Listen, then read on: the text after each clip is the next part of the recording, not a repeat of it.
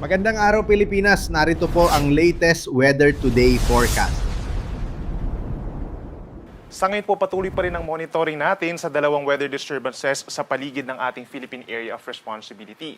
Una na po dyan ay si Typhoon with international name na Saudel, ay huling namataan at 1,070 kilometers hilagang silangan po ng extreme northern Luzon. Base sa ating analysis, hindi na muling papasok ito ng ating area of responsibility at babagtasin lamang yung hilagang bahagi north of our Philippine Area of Responsibility habang patungo dito sa may Eastern China.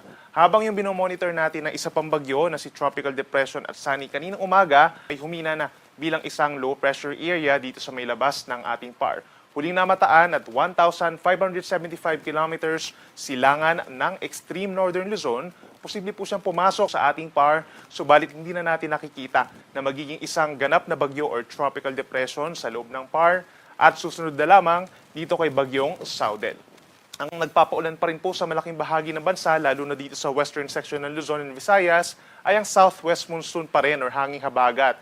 And overnight, pinakamadalas pa rin ang mga pag-ulan dito po sa bahagi ng Ilocos Region and Cordillera Region, dito sa may western section ng Central Luzon, lalo na po sa may Zambales, Bataan, Tarlac and Pampanga, sa may Cavite, Batangas, Occidental Mindoro and Antique at maging dito sa Metro Manila. So kung lalabas po ng bahay this evening or lalabas mula sa kanilang eskwela o trabaho, make sure na meron tayong proteksyon gaya po ng payong or kapote. The rest of Luzon, meron ding mga kalat-kalat na mga light to moderate rains, lalo na dito sa may eastern section ng ating bansa sa may Luzon. Habang natitirang bahagi ng Visayas and Mindanao, meron lamang po mga isolated or localized thunderstorms sa bahagi ng Northern Mindanao and Caraga Region habang hindi pa rin po inuulan ng malaking bahagi ng Eastern and Central Visayas at dito rin po sa may southern portion of Mindanao patuloy ang mainit at maalinsangan na panahon. Base naman po sa ating latest tropical cyclone threat potential forecast, magpapatuloy pa rin po ang pagkakaroon ng mga weather disturbance sa may silangan ng bansa hanggang sa mga unang araw po ng Setyembre. At alam naman natin kapag meron po tayong mga weather disturbance dito sa may Philippine Sea, ay posible pa rin ito maghatak ng southwest monsoon or habagat kagaya ng ginagawa sa ngayon ni na bagyong Saudel at bagyong or dating bagyong Atsani. So possible po by this Friday, posibleng may pumasok po na panibagong low pressure area or sama ng panahon sa ating area of responsibility. At pagsapit ng weekend, ay nandito na po sa may silangan ng Southern Luzon, may katamtaman na tsansa na maging isang bagyo or tropical depression. Yung next name po natin ay tatawagin sa local name na Pilandok. Pagsapit po ng huling araw po ng Agosto hanggang sa mga unang araw ng Setyembre, itong minomonitor natin na mabubuong sama ng panahon, low pressure area nga or tropical depression ay kikilos sa hilagang bahagi ng Philippine Sea, pahilagang kanluran at tumataas ang tsansa nga na maging isang ganap na bagyo. Kung mapapansin natin, maliit ang tsansa na ito'y magla-landfall, maring lumapit dito sa may Batanes and Babueng Group of Islands, at kapag nga meron tayong bagyo dito, ay posibleng mag-enhance pa rin ito or magpalakas ng southwest monsoon or habagat. At bukod pa dito, sa possible po na bagyo, ay meron pang minomonitor tayo na potensyal na low pressure area. Pagsapit po ng next week, later next week, papasok siya ng PAR as a low pressure area. Maliit lamang ang tsansa po na maging bagyo. Subalit, patuloy natin i-monitor yung kanyang movement once makapasok ito ng PAR. Posible po mabago yung senaryo natin regarding these two weather disturbances, kaya laging magantabay sa ating updates. Kung ang Zambales within the next 24 hours, posibleng umabot sa hanggang 100 millimeters ang dami ng mga pag-ulan, simula naman hapon hanggang sa Thursday ng hapon, ito yung mga lugar na posibleng magkaroon din ng 50 to 100 millimeters na dami ng mga pag-ulan. Dahil po yan sa habagat, asahan po dito sa may La Union, Benguet, Pangasinan, Zambales, and Bataan ng paminsa-misang malalakas na mga pag-ulan po na maaari pa rin magdulot ng mga flash floods or landslides. At dito rin, posibleng itaas po yung ating mga heavy rainfall warnings and rainfall advisories. Hindi natin nirule out na aakyat pa yung ating warnings kanina na yellow rainfall warning sa may Zambales and Bataan into orange and possibly red rainfall warning the moment na may mabuong weather disturbance sa may silangan po ng Luzon.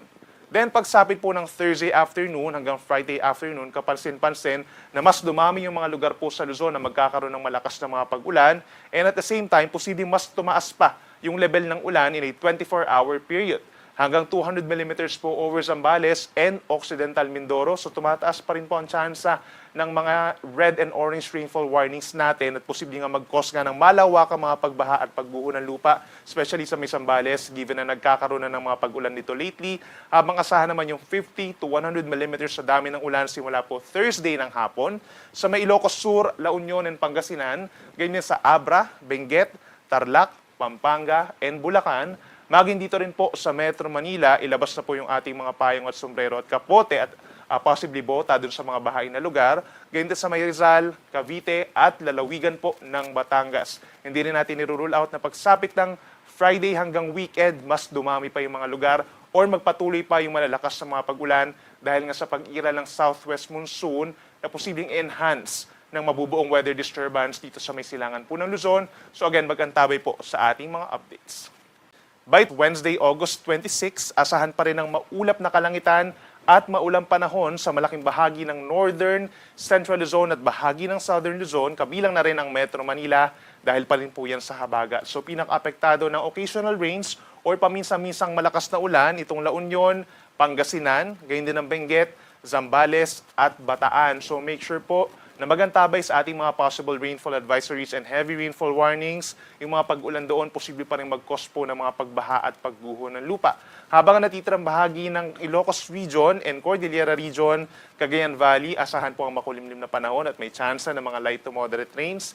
The rest of Central Luzon, Calabarzon, Metro Manila at bahagi pa ng Mindoro, may tsansa din po ng mga pag-ulan. So make sure po na kung lalabas nga ng bahay, magdala po ng payong or kapote. Hindi naman ito considered pa as kasing lakas ng mga naging pag-ulan natin nitong mga nagdaang linggo dahil po sa malakas na southwest monsoon. Habang ang natitirang bahagi ng Southern Luzon, kabilang ang Bicol Region and some parts of Mimaropa, asahan naman yung partly cloudy to cloudy skies at may tsansa rin ng mga pulu-pulo lamang ng mga pag-ulan or pagkidlat, pagkulog. For Metro Manila, temperature 27 to 30 degrees Celsius. Sa may Baguio, malamig pa rin po from 17 to 19 degrees Celsius.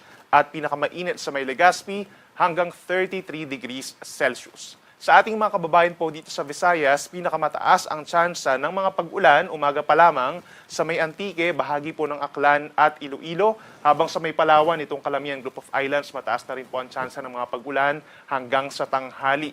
Dito naman sa natitirang bahagi ng Palawan and Visayas, gayon din sa malaking bahagi ng Mindanao, generally partly cloudy skies naman. At may tsansa pa rin na magiging mainit at maalinsangan, lalo na po sa malaking bahagi ng Mindanao, yung mga syudad po dyan at yung malapit po sa mga baybayin, posibleng magkaroon ng dangerous levels of heat index na 42 degrees or mas mataas pa. At may tsansa pa rin po ng mga thunderstorms pero ilang lugar lamang po, kagaya pa rin dito sa may Northern Mindanao and Caraga region.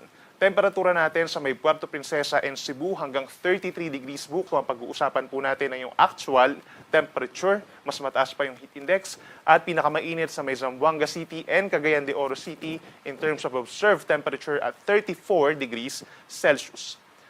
Para naman sa lagay ng ating karagatan or gale warning, hanggang bukas, wala naman tayong inaasahang pagtataas po ng gale warning. Subalit posible na magiging maalon pa rin sa malaking baybayin po ng Luzon and Western Visayas dahil pa rin sa southwest monsoon.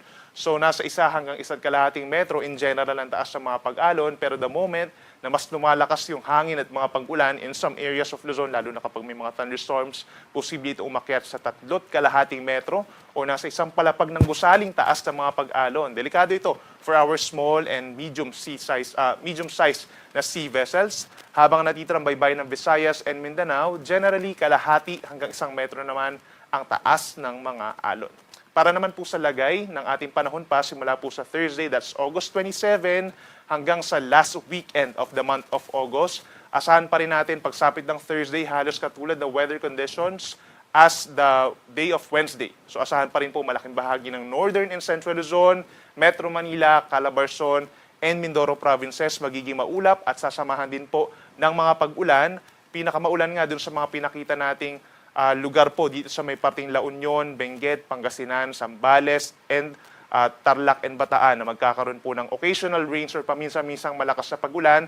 Metro Manila pagsapit ng Thursday, generally light to moderate rains.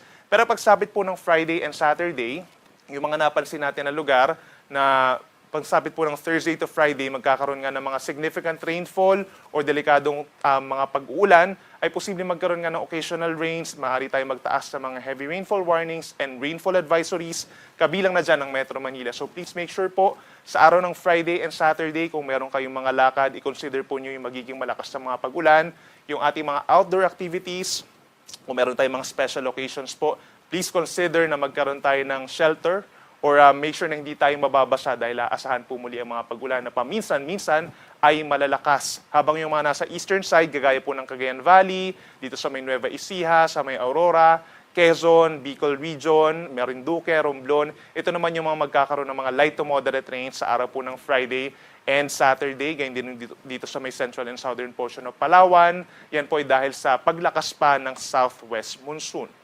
Pagdating po sa Visayas, pinakauulanin pa rin ang lalawigan po ng Antique, southern Iloilo, itong western portion of Aklan, yan po ay dahil sa southwest monsoon, lalo na sa araw ng Friday and Saturday. But from Thursday to Saturday, for the rest of Visayas, asahan naman ang bahagyang maulap in general at sasamahan niya ng minsan lamang na maulap na kalangitan. And again, maliit pa rin ang chance sa ilang lugar dito sa may central and eastern portion of Visayas, ganyan din dito sa may Negros Oriental and Siquijor. Magiging mainit at malinsangan, lalo na sa tanghali sa kabila ng malakas na southwest monsoon. At sa ating mga kababayan po sa Mindanao, mas mananatili po ang mas tuyo po ang panahon dito. No? Pagsapit po ng Thursday hanggang sa Sabado, mas tuyo ang panahon kumpara dito sa may Luzon and Visayas. Magpapatuloy ang mainit at maalinsangan na panahon at posibleng umabot sa 35 degrees ang maximum temperature dito sa may Cagayan de Oro City, ganyan din sa may General Santos and Cotabato.